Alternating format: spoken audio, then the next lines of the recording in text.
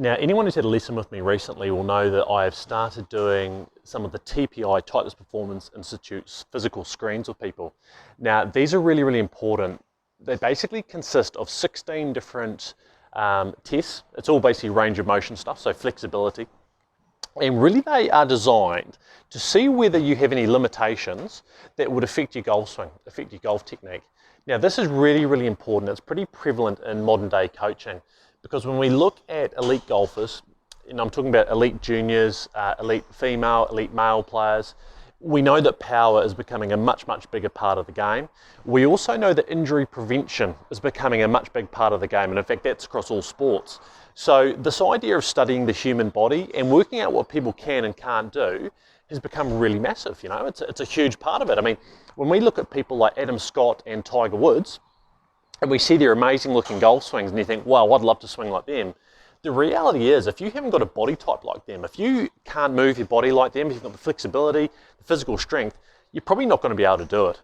You know, so it's really important for me as your golf coach that I understand what you can and can't do and how that would manifest itself into your golf technique. And then we work out whether or not we need to either get you into the gym and get things sorted out with a personal trainer or a physio, or whether we just work around it, we just accept what it is. So, the one I'm going to show you today is a bit of torso rotation. You can do this at home.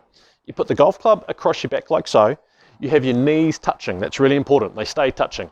Now, what I'm going to do here is turn as far to the left as I can and as far to the right as I can. Now, you can see with me, I am pretty restricted. I will freely admit that to anybody. Flexibility is not my strong suit.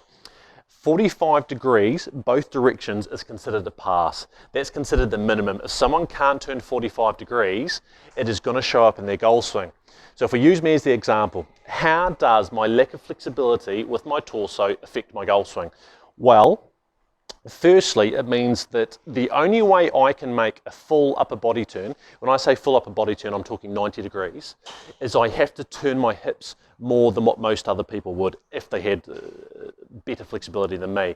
So we often talk about trying to get at the top of the backswing, a 90 degree upper body turn, roughly 45 degrees. It's about a 2-to-1 ratio. For me, that ain't possible. You know, for me, I have to turn my hips more than that. So when I use the 3D system, it's really apparent.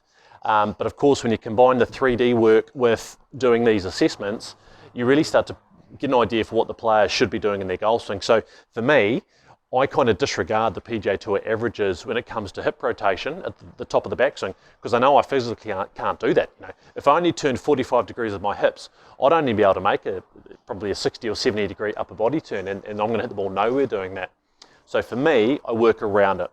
I do work on it, I do stretch, but I have to be realistic. I'm 40 years of age. It's going to take a lot of time and effort to really improve that side of my makeup, if you like.